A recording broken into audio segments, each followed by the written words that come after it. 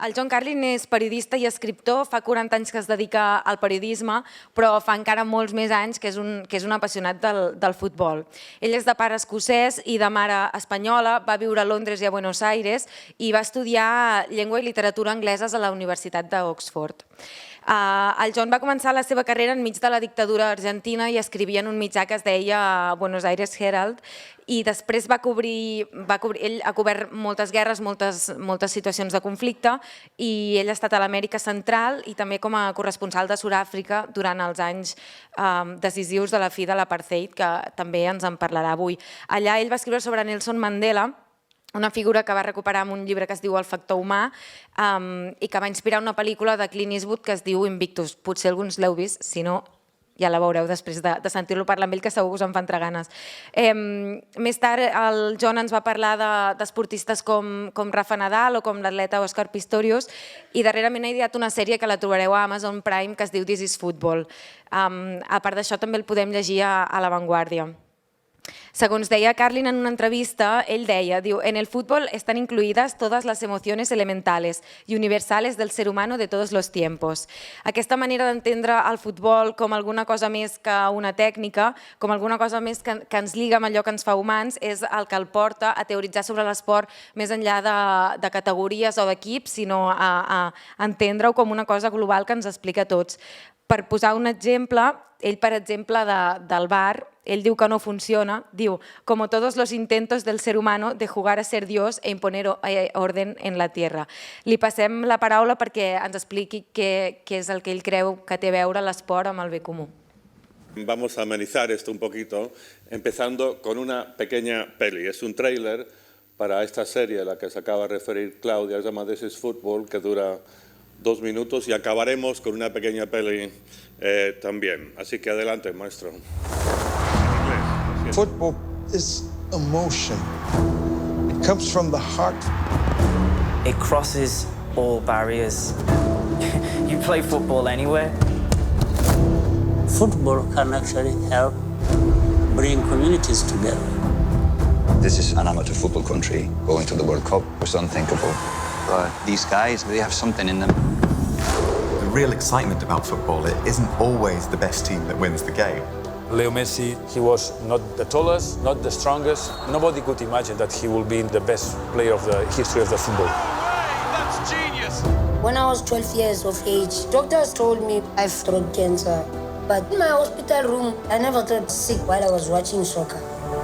So I became South Africa's youngest professional referee.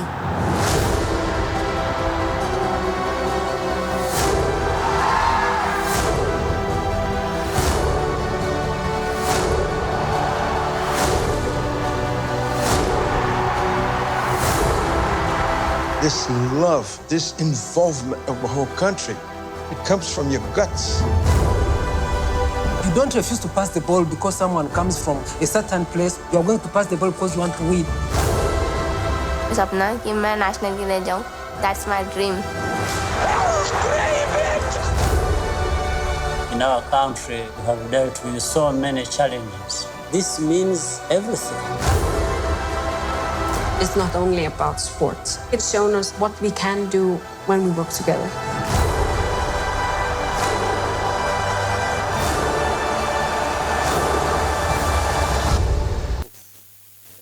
Varios años desde que tuve la idea original y viajamos a 20 países en 5 continentes y trabajamos con 180 personas. Y viendo eso, me hace pensar una vez más en lo feliz que el fútbol hace a la gente. Y ya con eso es bastante, es más que suficiente. Nacemos y nos morimos y entre medias tenemos que buscar algo que hacer. Y mientras más felices podemos estar, mejor. Y el fútbol es una fuente de mucha felicidad para mucha gente. Y lo que pasa es que, mira, hicimos uno de los documentales, aquí era sobre Messi. Y una de las personas que entrevistamos sobre Messi fue el futbolista español Juan Mata, que estuvo en la selección que ganó el Mundial de 2010 y ahora juega para el Manchester United. Y Juan Mata dijo una cosa muy, muy sencilla, pero que para mí fue casi el mejor momento de todo un documental que nos costó muchísimo trabajo, y dijo, ver jugar a Messi me hace feliz. Y este es el tema. Entonces, ¿qué precio le pones a la felicidad? Porque Messi da felicidad a no millones, cientos de millones, quizá incluso miles de millones de personas. En el documental que hicimos sobre Messi, una de las cosas que hicimos fue filmamos un clásico, un Madrid-Barça en el Camp Nou. Y lo que hicimos fue que ese mismo día del clásico mandamos cámaras a televisión a 5 diferentes países a filmar a la gente viendo ese partido.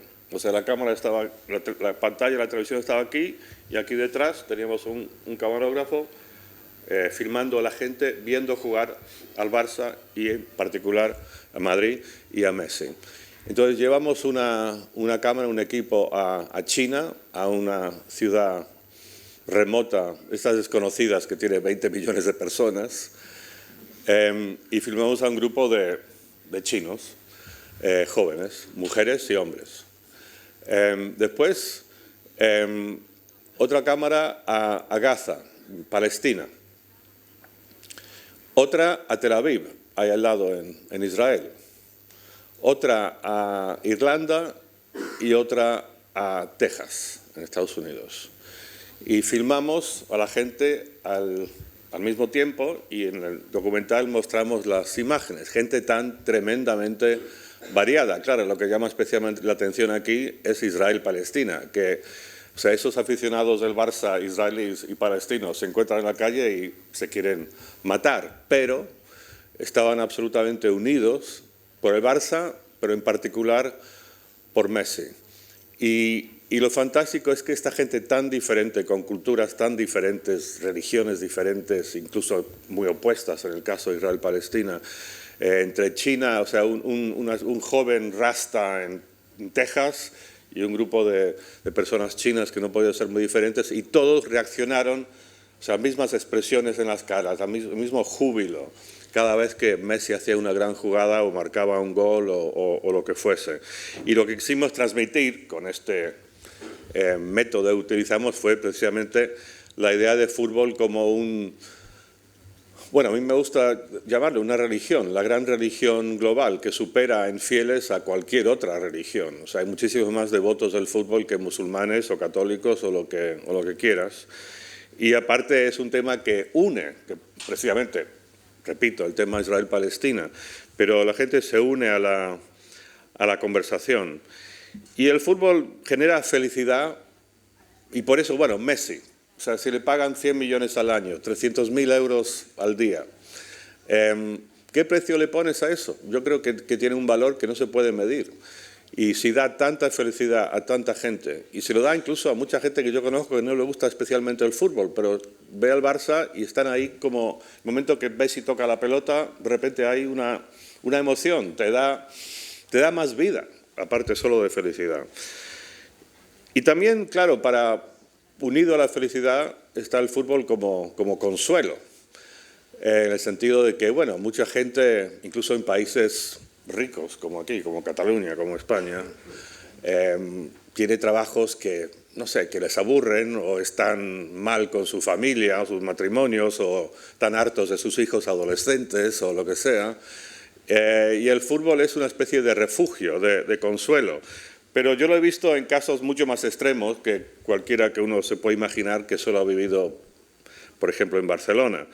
Estaba contando anoche a los padres en Bangladesh, que es el lugar más terrible, más pobre que yo he visitado en mi vida, y yo he estado en muchos países muy, muy, muy, muy pobres, en la capital Dhaka, que es un lugar en el que la mayoría de la gente tiene unas vidas absolutamente atroces y es una cuestión básicamente de sobrevivir de un día al otro. Y ahí conocí a una familia que vivían en condiciones para nosotros infrahumanas. El padre tenía un trabajo, era conductor de un rickshaw. Rickshaws son como estos triciclos grandes que lo habéis visto, habréis visto las fotos en la India y tal, de gente que lleva pasajeros como taxis. Pero este señor no llevaba seres humanos, llevaba enormes cargas de patatas. Sí, todos los días se levantaba a las 4 de la mañana, iba en su rickshaw, este gran triciclo, al mercado, recogía 600 kilos de patatas y los llevaba en este aparatito, ahí pedaleando, todos los días. Si tenía suerte, o sea, se mataba, si tenía suerte lo hacía 6 veces al día y ganaba menos de 6 euros al día. Su madre trabajaba en una de estas fábricas que hace la ropa para Zara y Massimo Dutti, también le pagaba muy poco dinero, y tenían 3 hijos y vivían en una habitación en la que una cama doble ocupaba 3/4 del espacio, y en la cama dormían los 3 niños. La mayor tenía 10, los otros tenían 7 y 5, y los padres dormían en el suelo. Y esta era su vida. Ahora, la niña mayor, la de 10 años, tenía que ser una especie de mamá, porque la madre salía muy temprano a trabajar en la fábrica, el padre se iba y esta cuidaba a los más pequeñitos, les hacía la comida, les lavaba la ropa, les consolaba cuando lloraban. Y esta niña, que era tremendamente dulce, son musulmanes, por cierto, una religión bastante conservadora, y ahí en Bangladesh no es ninguna excepción, pero su padre, pese a tener una vida tan dura, tenía una cierta amplitud de visión y permitía a su hija jugar al fútbol, que para muchos era escandaloso que una niña jugase al fútbol. Pero había un pequeño proyecto que, por cierto, la fundación del Barça estaba involucrada en esto, donde en el medio de una especie de enorme ciudad de chabolas habían construido una especie de pequeño campo y ahí jugaban niños y niñas juntas. Y para esta niña, llamada Nupur, que era un encanto y guapísima, era tremendamente importante. Para empezar, tenía algo de qué disfrutar, algo para divertirse, que ya ellos no tienen ahí los iPhones y los jueguitos y las cuestiones. Pero esto le daba un sentido de comunidad, le daba una confianza en sí misma, y me dijeron los padres e incluso sus profesores que desde que empezó a jugar al fútbol que sacaba muchas mejores notas en el cole. Pero volviendo a Messi, al papá le encanta también el fútbol, y el único lujo que tenía esta familia, esta habitación en la que vivían, era un pequeño televisor en blanco y negro, si os podéis imaginar semejante antigüedad, y la gran ilusión del papá y de la niña Nupur de 10 años era ver jugar al Barça y ver jugar especialmente a Messi. Yo hablaba con ellos a través de un traductor, pero mencionaba la palabra Messi y sus ojos se iluminaban. Y un ejemplo, creo, bueno, de que de felicidad, más el factor consuelo también. Ahora, claro, estamos aquí hablando del fútbol y del bien. Es verdad que el fútbol tiene una capacidad de hacer un bien en el sentido más clásico de la palabra, sentido de ONGs, de ayudar a crear un mundo mejor en lo material, digamos. Entonces yo he conocido muchas ONGs en el mundo y he contribuido dinero a algunas que utilizan el fútbol en lugares pobres de la tierra para, por un lado, dar a los niños diversión, que ya es mucho, y yo diría que es casi el 80%, pero también, claro, esa sensación de pertenecer a un equipo, de tener una cierta disciplina, tienes que llegar a tiempo a jugar. Y también he estado con ONGs que utilizan el fútbol, atraen a los niños y después usan eso como base para empujarlos a estudiar computación o inglés o lo que sea. Hay muchas de estas ONGs por el mundo, creo que va a haber muchas más y creo que es algo que, aunque hay muchas, el potencial es enorme, porque esta pelotita es una especie de imán para tantos millones y millones de personas. Otro ejemplo del bien que hace el fútbol, podías contar aquí miles de historias, pero una de las pelis que hicimos aquí fue sobre Ruanda. Ahora, Ruanda es de lejos el país en el que ocurrió la atrocidad más tremenda de la que yo he tenido conocimiento en mi vida, y creo que es lo que ocurrió en Ruanda, un genocidio en 1994, es una de las 2 o 3 grandes atrocidades en el mundo del siglo XX y una de las grandes atrocidades que conocemos en la historia de la humanidad, en la que en 100 días los integrantes de la tribu mayoritaria, que se llaman los Hutus, intentaron exterminar de la faz de la tierra a la tribu más pequeña, los Tutsis. No lo lograron, pero mataron a 1 millón de personas en 100 días. O sea, 10.000 personas al día, y en casi todos los casos a machetazos. O sea, las historias que yo he escuchado ahí, los testimonios, superan cualquier otro horror que yo haya personalmente visto, oído, o incluso lo único que se aproxima quizá es libros que he leído sobre el holocausto nazi. Pero incluso en este país tan sufrido, vas al extremo más inimaginable del sufrimiento humano, y el fútbol ha tenido un papel importantísimo en Ruanda. Fuimos a hacer la peli con la tesis de que el fútbol había sido un instrumento de reconciliación y de paz, y la verdad que vimos que nos habíamos quedado cortos. El documental que hemos hecho aquí, que visteis el tráiler, se centró en una peña del Liverpool. Yo sé que mencionar la palabra Liverpool debe ser un poco doloroso para algunos aficionados del Barça aquí presentes, lo siento. Pero en Ruanda hay aficionados del Barça, del Real Madrid, del Arsenal, de lo que quieras. Y hay un grupo que son del Liverpool, que se llaman los Reds, los rojos, y la peña se llama The Rwanda Reds. Todos han sido víctimas de una forma u otra del genocidio, bueno, como prácticamente toda la gente en Ruanda. Pero hay unos casos huérfanos, o sea, un chico, Jean-Claude, que figura mucho en nuestro documental, que él vio con 4 o 5 años cómo mataron a su padre y a su madre enfrente de sus ojos a machetazos. Y después se fue a un orfanato que lo llevaba un italiano, que lo introdujo al fútbol. Él y todas historias parecidas, y lo tremendo de este grupo de Rwanda Reds es el sentido de familia y de cobijo que sentían perteneciendo a esta familia que se crearon, una nueva familia construida alrededor del fútbol. Y cuando ven jugar al Liverpool, y que yo vi partidos de Liverpool con ellos, o sea, la felicidad que sienten es tremenda, les llena el alma. O sea, la gente puede... Habrá gente que dice, como esta señora con la que estaba discutiendo ayer, que es darle demasiada importancia al fútbol, que es frívolo hablar del fútbol como un fenómeno, bueno, por ejemplo, en el que Messi se merece tanto dinero, pues se equivocan. Porque el fútbol para tantísima gente de tantos diferentes niveles sociales, con tantas diferentes historias, aporta un montón, llena las vidas de la gente. Voy a hacer un pequeño paréntesis y no hablar de fútbol durante un momento, porque hoy es una fecha especial para mí personalmente, pero para mucha gente más.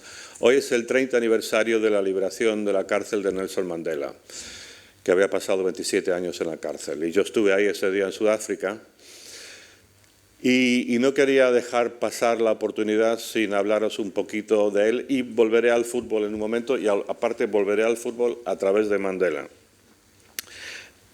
Mandela es sin ninguna duda el político más brillante que yo he conocido en mi vida, y yo he vivido en muchos países y cubierto todo tipo de historias y conflictos. Lo que tenía Mandela era una increíble capacidad de persuasión. No solo convenció a su propia gente a no optar por el camino de la venganza después de siglos de opresión racial, sino que también se ganó a los opresores, se ganó a los enemigos que se rindieron a sus pies. Y bueno, y ahí, si queréis saber más sobre Mandela, hay fantásticas biografías, e incluso hay 3 libros que he escrito yo sobre el tema.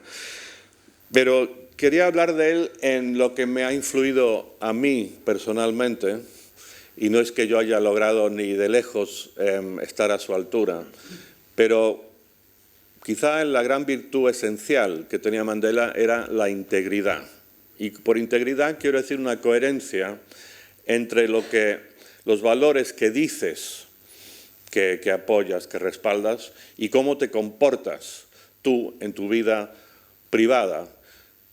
Porque hay tantísimos políticos, los he visto, que te hablan de derechos humanos, de respeto, de igualdad, y después en la vida privada son unos auténticos cretinos y se portan mal con la gente que les rodea. Y eso a mí me parece absolutamente atroz y lamentable. Mientras que Mandela era absolutamente coherente, él hablaba siempre de respeto, de generosidad. Y os voy a contar una de miles de historias, de anécdotas que tengo sobre Mandela aquí en mi archivo mental. Mandela estuvo en la cárcel, como dije, 27 años. Una de las cosas terribles de estar en la cárcel tanto tiempo, especialmente en un lugar como Sudáfrica en aquel momento, es que nunca ves a niños. Pasas años, décadas, en el caso de Mandela, y no ves nunca a un niño, que es bastante terrible y desolador si te pones a pensar.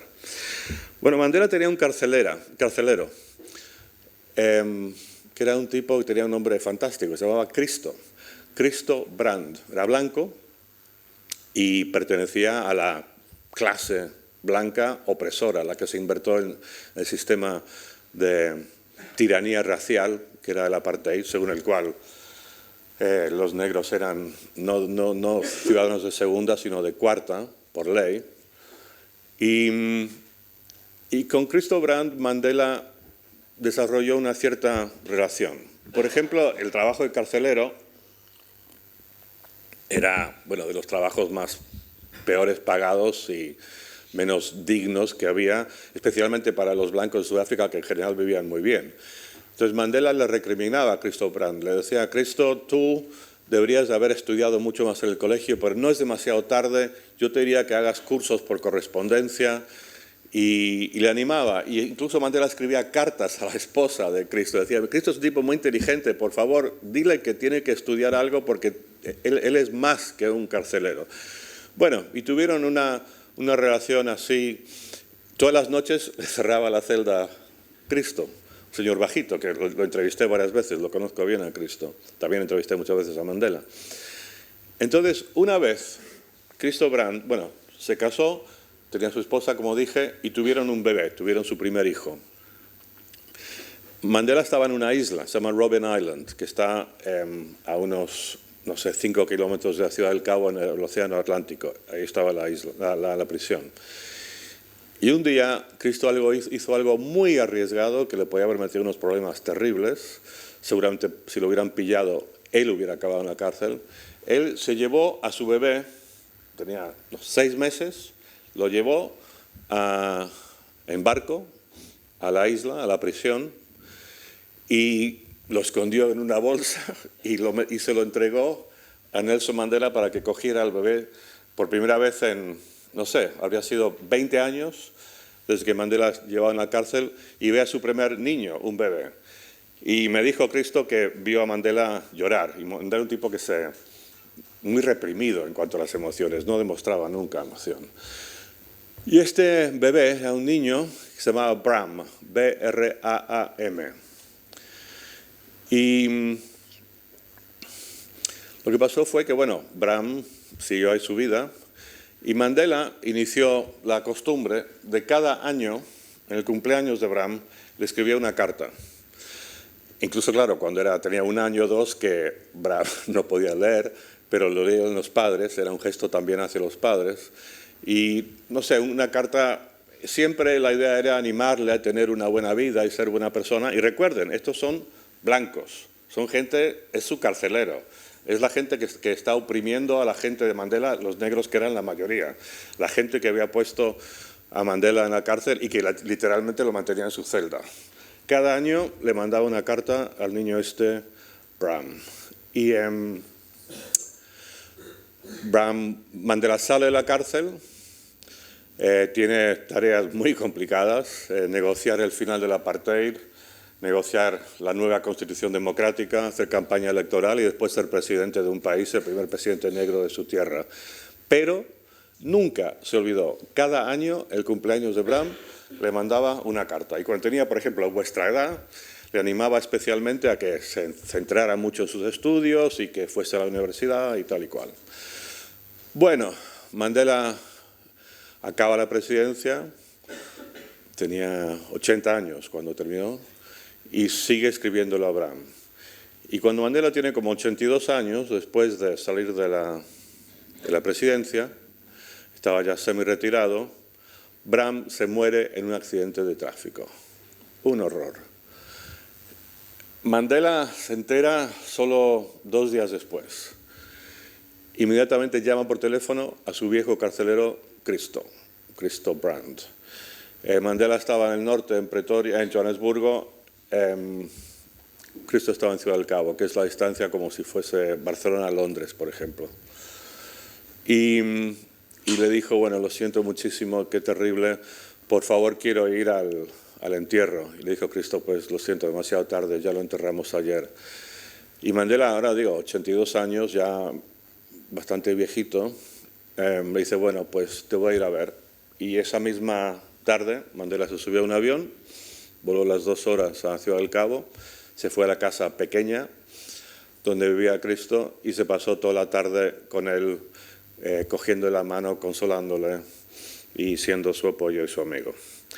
Eso es integridad, eso es ser una buena persona. Mandela y fútbol.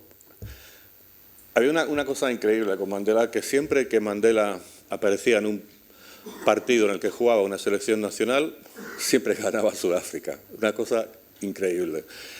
Me acuerdo, por ejemplo, poco después de que llegase a la presidencia, fue a ver un partido de Sudáfrica contra Zambia. El descanso, Zambia va ganando 2-0. El descanso, aterriza Mandela en el campo en un helicóptero. Y en el segundo tiempo marcan 2 goles y empatan 2-2.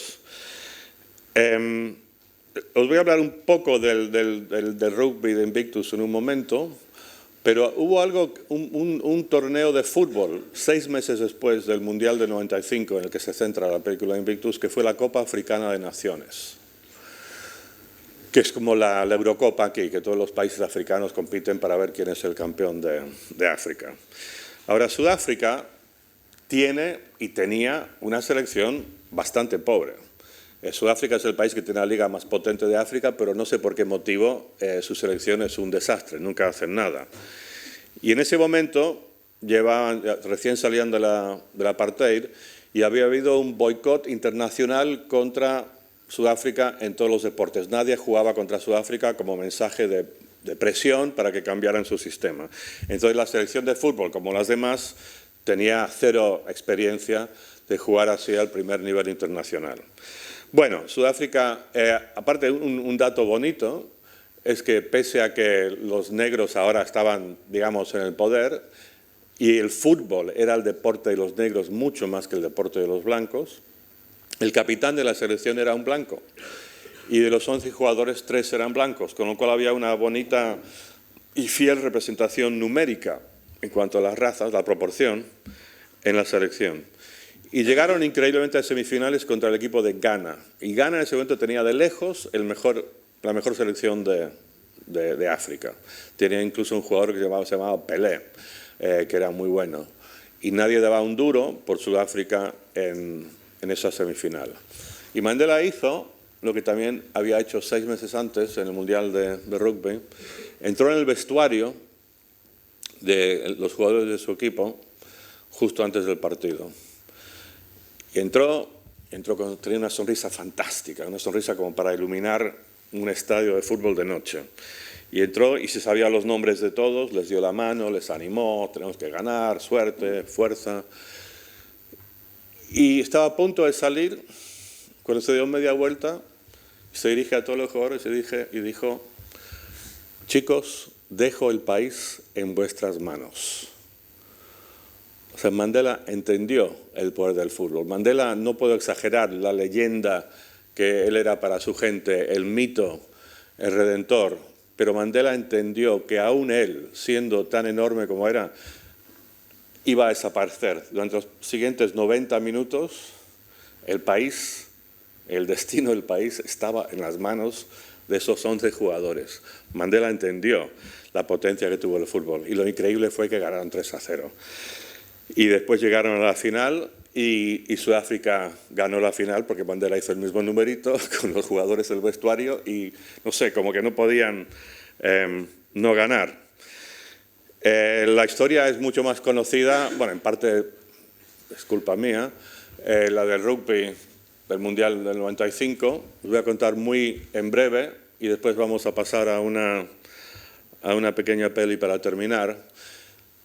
Pero mientras el fútbol era el deporte de la mayoría negra de Sudáfrica, el rugby era el deporte de la minoría blanca. Era lo único en lo que realmente destacaba Sudáfrica a nivel mundial era el rugby. Tenía un equipazo y siempre lo han tenido, acaban de ganar el último mundial hace unos meses.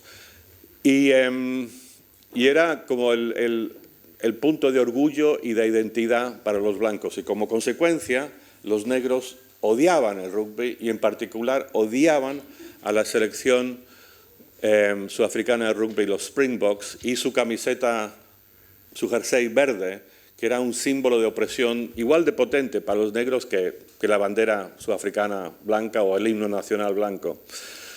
Me acuerdo que en tiempos del apartheid siempre venían, bueno, antes del boicot, venían equipos de fuera a jugar, no sé, Inglaterra, Argentina, Nueva Zelanda, y en los estadios siempre había una pequeña parte del estadio que estaba reservada solo para negros, porque incluso en los estadios había apartheid. Apartheid es separación. Separaban, estaba aquí, había un grupito para negros y los demás eran blancos. Y los negros siempre iban con el equipo rival. Daba igual que fuese Inglaterra, Paraguay, Argentina, Francia, siempre iban con los rivales de los Springboks, de la selección sudafricana de rugby. Entonces, en el año 95, un año después de que Mandela llega a la presidencia, se celebra el Mundial de Rugby en Sudáfrica. Lo cual, era como una especie de regalo que le había dado Mandela a los blancos. Mira, si os portáis bien y dejáis que tengamos democracia, os voy a regalar un Mundial de Rugby. Y funcionó. Pero claro, uno pensaba, esto solo le va a interesar a los blancos, incluso va a ser un punto de división, porque los negros, ¿qué? ¿Otra vez van a querer que pierda su selección? Complicado todo. Para un político normal, un presidente normal, hubiera sido una pesadilla. Mandela lo vio todo con su habitual astucia, genialidad política. Había una oportunidad donde cualquier otro político hubiera visto simplemente un lío. Y básicamente utilizó todos sus encantos y su capacidad de persuasión para convencer a los negros de que esta era su selección, que estos jugadores representaban a su país, pese a que de los 15 jugadores del equipo, 14 eran blancos. Y lo hizo, y me acuerdo, se la jugaba. Yo fui una vez a un discurso que él dio en un lugar bastante remoto, en la zona Zulu de Sudáfrica, donde la gente era muy como anti-blanca, que había sufrido mucho en las manos del apartheid. Y él aparece ahí con la gorra verde de los Springboks, de la selección sudafricana, y había como 50.000 personas. Y la gente le mira y como que, ¿pero qué es esto? ¿Qué traidor o qué? Y Mandela hizo algo que hacía con bastante frecuencia. Se enfrentaba a su propia gente en enormes escenarios como este. Yo lo vi muchas veces, 30.000, 40.000, 50.000 personas, y Mandela debatía con la gente y a veces la gente le abucheaba. En este caso él saca la gorra y dice, ven esto ahora es nuestro orgullo, y la gente le abuchea, su gente, los negros. Y dice, no, me tienen que escuchar, tienen que entender que tenemos que unirnos en este país y tenemos que tener a los blancos de nuestro lado también para que esta democracia funcione y no haya una guerra, porque había infinitas posibilidades de una guerra civil, una contrarrevolución de los blancos. Y entonces Mandela logra convencer a su gente, se gana a la selección, que son casi todos blancos, se gana al capitán François Pienaar, que lo interpreta Matt Damon en la peli Invictus. Decir que está enamorado de Mandela es quedarse ridículamente corto. O sea, yo lo conozco muy bien y alguna vez he hecho alguna pequeña crítica a Mandela y se pone furioso, no admite, o sea, cero crítica. Es como que, no sé, yo criticar a la esposa de un amigo. Esto no sé, eso solo lo pueden hacer los que están dentro del matrimonio. Y bueno, y lo que pasó fue algo tremendo, que Sudáfrica, contra todo pronóstico, llegó a la final, jugó contra el mejor equipo del mundo, que era Nueva Zelanda, y yo lo estaba viendo ahí en vivo, en directo, y es de lejos el partido en cualquier deporte de más peso político, de más peso sobre el destino de una nación que he visto en mi vida. Básicamente ese partido, y más que nada lo que hizo Mandela, consolidó a Mandela como líder de todo el país, los blancos se rindieron a él y las posibilidades que eran muy reales de una guerra civil se extinguieron. Ya no iba a haber más contrarrevolución blanca porque no iba a contar con el apoyo de la población blanca. Y los que habéis visto la película quizá lo recordaréis, y ahora lo voy a recordar un poco más cuando vemos esta pequeña peli. Mandela hizo lo inimaginable, se la jugó a lo bestia, sale al estadio antes del partido con el jersey verde de símbolo del opresor, del apartheid, del racismo durante décadas. Y en el estadio, que eran 95% blancos, empieza el cántico Nelson, Nelson, y tienes a 60.000 personas coreando Nelson, Nelson, y ahí, en ese momento, el país, los blancos, se rinden a Mandela y se evita la guerra y se consolida la democracia y la paz. Ese es el poder que tiene el fútbol. O sea, como digo, lo más básico es que genera felicidad. Y la felicidad ya es mucho. No lo compliquemos, es mucho la felicidad. Y la felicidad que aporta, por ejemplo, Messi. Pero también tiene el poder de cambiar naciones, de cambiar el rumbo de países enteros. Y yo creo que está muy desaprovechado el deporte en general como instrumento para generar más armonía y paz en el mundo. Y ahora vamos a poner esta peli y ya aquí dejo de hablar. Perdón, esto es... se hizo la peli Invictus con Clint Eastwood, Morgan Freeman y Matt Damon. Yo después hice un documental de 1 hora, o sea, con la misma historia pero con la gente real, y esta es como una versión condensada de unos 7-8 minutos.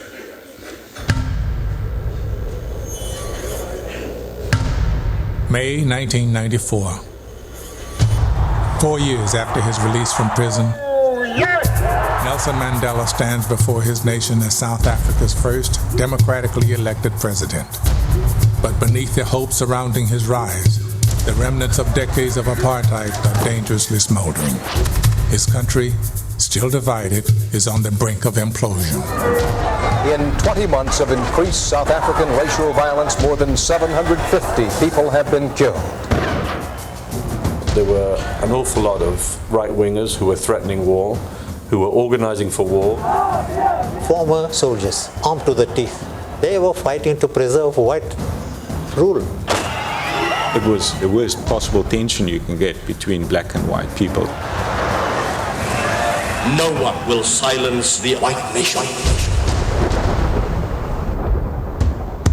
As the violence intensified, Mandela rallied international support to bring the 1995 Rugby World Cup to South Africa, determined to use the world stage to unite his nation. But he was taking a risk because rugby and the South African national team, the Springboks, had long been associated with the very worst of the country's history. In South Africa, rugby was the white man's game. I hated rugby, I hated those ones who were playing rugby, and I hated the Springboks even more. Rugby is a sport of brute force, and as such, rugby in many ways symbolized apartheid oppression with which black people were being kept down. But now the man called Madiba by his followers was set on making peace with his former oppressors. He would become a rugby fan, but convincing black South Africans to stand behind the long-hated Springboks would not be easy. You see this cup that I'm wearing? I ask you all to stand up behind them because they are our pride. Here is the man wanting us to reconcile with these brutish people who have humiliated us for ages in our own country. I wasn't going to be persuaded even by the great Madiba to support the Springboks. As the World Cup approached, Mandela repeated his message of one team, one country in townships and villages across South Africa. Moved by Mandela's support, the Springbok players visited the Robben Island prison, where Mandela had been jailed for nearly 3 decades. You go to the cell and you realize he sat here for how many years? And I remember James Small standing in the corner and there were tears running down his cheeks. It was quite amazing to experience just for a few moments what a man experienced for a lifetime. You didn't really understand how big this whole thing was until we saw that. That also made us realize that, what we were doing was a little bit more than just playing a game. That's the end of the game. Well, who would have believed that South Africa would beat Australia, world champions? The underdog Springboks, newly inspired, began a magical run through the tournament. And that's it. South Africa have beaten France in this World Cup semi-final. But as the team advanced, something even more improbable happened. Black South Africans started to stand behind the national team. We started realizing that, this is our country, this is our brothers, we all have to be behind them. People understood that we're a fledgling democracy, we're on show together. Please show the world that we're doing all right. One team, one country. That was Mandela's vision. And on the morning of the final game, blacks and whites alike were swept up into a shared frenzy of excitement. As Mandela drove to Ellis Park Stadium, he saw firsthand what just weeks ago had been unimaginable. We had a lot of white people driving past us, hooting and fists out of and normally you'd have the fists out of anger, but these were fists of jubilation. On all the lights, on all the freeways, you had these enormous flags. Everywhere was just the World Cup, the World Cup. Beneath the stadium, the Springboks prepared, knowing they would never play a more important game. Moments before they took the field, the silent tension in the locker room was broken. The door opened, and in walked Nelson Mandela. Nobody knew they was coming to visit us. He walks in and he's beaming. Here's the #1 citizen of our country, a black man, wearing a Springbok jersey. Never in our wildest dreams did we ever expect him to wear Springbok on his heart. It was a very, very strong motivator in terms of where we were going and what we had to achieve. We now down to the big game and the two great rivals of New Zealand and South Africa out in the middle at Ellis Park. Tied 12-12 after regulation, the match remains one of the epic finals in rugby history. As play headed to overtime, Mandela sat in the president's box, his great experiment hanging in the balance. Van der Westhuizen, Stransky looks for the drop. Has he got it? Yes, it's over. That is it. The final whistle then. South Africa win this Rugby World Cup final. And what a dramatic finish for the host country. I don't think I've ever seen so many grown men on the rugby field cry.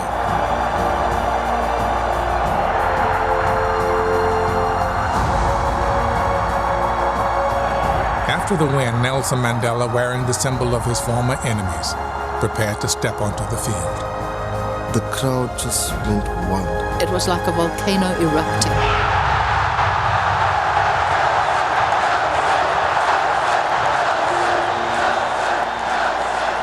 I'm trying to understand what the chant is. And I realized that these white South African people who were chanting their president's name. This is Nelson. Nelson, Nelson. Nelson, Nelson. Nelson, Nelson. It was one voice.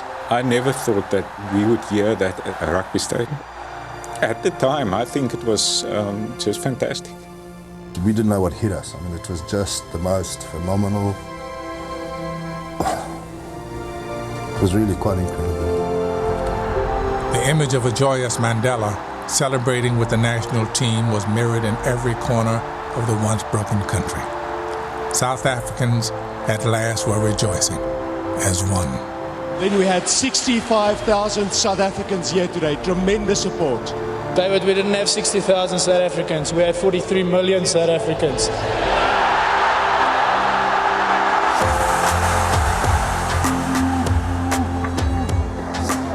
It was freedom all over. The moment that the cup was handed over to Madiba, I told myself, these are people that I have to build this country together. There's one South Africa. All my hatred is going to gain me absolutely nothing. Madiba took my hand and he shook it and he said, "Thank you very much for what you've done for South Africa." I said, "Madiba, you got it wrong. Thank you for what you've done for South Africa."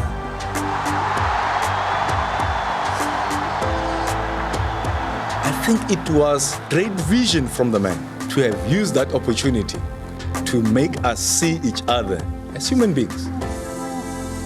This is our South Africa.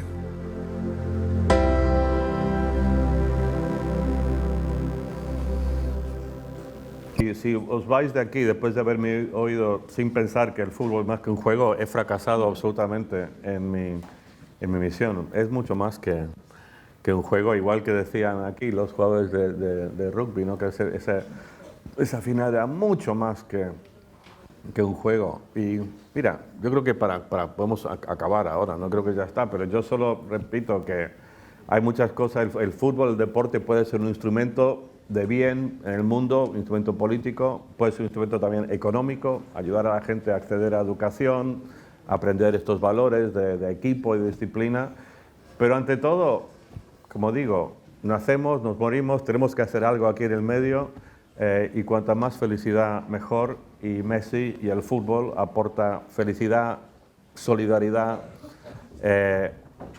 a millones, decenas, cientos, miles de millones de personas, y ya con eso ya es más que suficiente. Muy bé, doncs moltes gràcies.